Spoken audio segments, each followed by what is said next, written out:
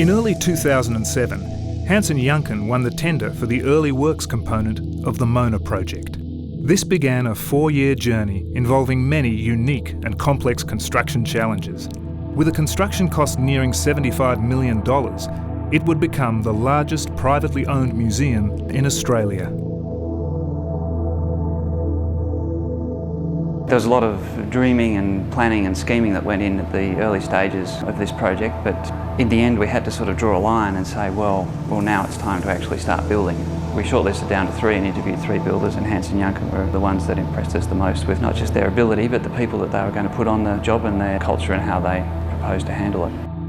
We got a good feeling in that regard, and I guess that good feeling was backed up with their local experience. They've been here in Tasmania for a long time and they seem to be a pretty good team, and it's turned out to be the case. This project is a career one-off for myself and for my team, and there's an immense feeling of satisfaction to have been involved. It's a very complex project. It's very challenging as far as a construction project, not only in its contractual methodology, but also in the construction techniques and the finishes and fit-out that's required to achieve such an amazing building. Hansen Janken encountered many challenges at the site, including underpinning heritage-listed buildings, major excavation in rock, and management of vibration and geotechnical issues. Rock hardness varied right across the site, and this dictated the rate and sequence in which works could progress. None of us had actually constructed a building underground. Trying to determine how we're going to core underneath the existing building and support the existing building was quite a challenge.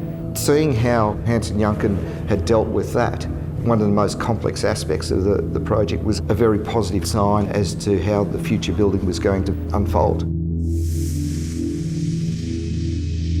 Finally, after 9 months of excavation and underpinning, construction of the building proper could commence. The scale and complexity of the Mona project in the context of the local industry presented a number of challenges that needed careful consideration, especially in terms of resource management, resource availability and also expertise. Development and implementation of a strategic procurement plan became critical from the outset. Our experience within the local industry, combined with our ability to draw on a national knowledge base, enabled Hansen Janken to procure a skilled and cost-competitive contractor team that we were confident could meet the demands of the project.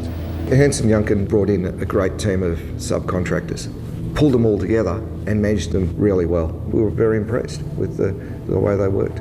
During the entire construction phase, the design of the building evolved continually, always driven by a strong desire to create a unique museum experience. One of the big challenges and quite unique things about this project is the flexibility that we wanted to retain with the design right the way through the project. It wasn't just the architects being architects saying, we can't make up our minds yet, although a little bit was that. It was also very important for the client, for David, to be able to walk around, see how things were coming together and then decide, well actually, maybe this should be a bit different. As the design evolved throughout the project, it became very difficult to maintain continuity of work at the workface, but through good communication with the client and design teams, through detailed programming and through a very disciplined approach to implementing company systems and procedures, we were able to progress the job and ultimately deliver a very complex project to a very high standard of finish. The building's complex structure geometry, high cast-in services content and low repetition meant that maintaining continuity at the workface was a constant challenge. The collaborative way that Hansen Janken worked with the design and construction team to overcome these challenges is one of the real triumphs of the project. Nobody had ever done a waffle slab like this before. I think it's a first for everybody here, including the consultants. I've been in the game a long time and I've never done a job like that. When you see them, you'll understand that none of them are level. They're all cantilevered. It's an unusual design, to say the least, but very satisfying. We found Hansen Janken worked really well with that. There was a lot of complex geometry that had to be resolved in 3 dimensions, and just a great result. The installation of the footbridge under the existing heritage-listed building required an innovative installation methodology. The bridge consisted of a 21-metre beam weighing 7.5 tonnes. Its position meant that conventional crane lifting was not an option. Working closely with subcontractors, Hansen Juncken placed a train track system under the existing building. A support frame was built and craned onto the tracks. The beam was craned onto the support frame, then pulled along the tunnel using hydraulic jacks. Once the bridge was in place, the tracks were dismantled.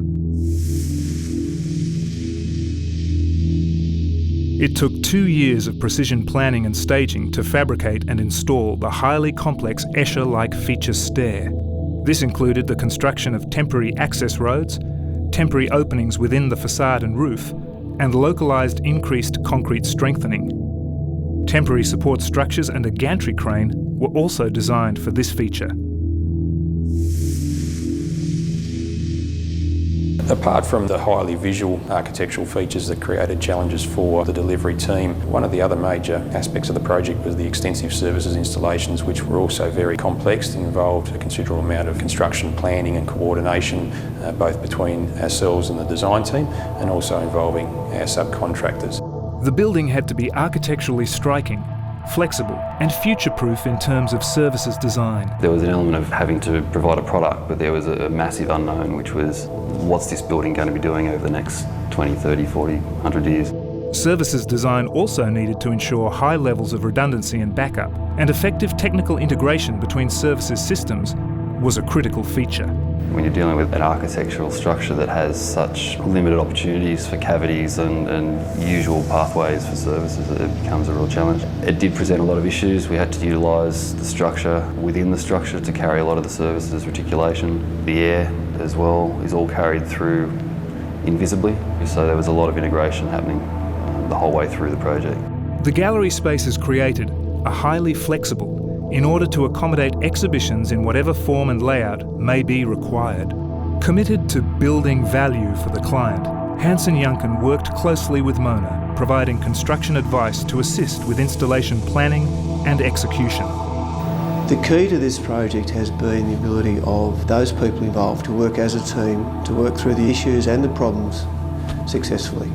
We have a world-class facility here housing a world-class collection. And the result that we've achieved as a team, that is the builders and all the consultants, has made David a very happy person. Mona is a truly iconic building for both Tasmania and Australia.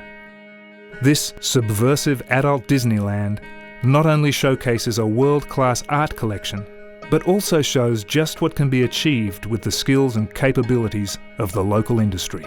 Look, I don't speak for myself here. I'm certain I speak for everybody that's been involved in the project. The builders, the engineers and our consultants all talk about this as a once-in-a-lifetime project. I've travelled overseas and seen the superstar architects work, and you actually go and look at the construction after seeing it in magazines, and you look at this project and you go, this is unreal. So I mean, it's a credit to everyone. Even for all the time that I personally spent on site during the construction process, I still enjoy coming back and visiting the museum. I still see things that I haven't seen previously. It's a very rare occasion that you get to be involved in a job that is about more than just providing a container for a particular function, and a project that has the ability to, I guess, mean a bit more than just the spaces that it provides has been a great thing to work on. It was almost a surreal experience to go through and see it being used in the manner which it's intended. Fantastic experience. Just the building itself I'm most proud of. If I retired tomorrow, I'd be more than happy to hang my hat on this building. I'm not going to retire tomorrow though.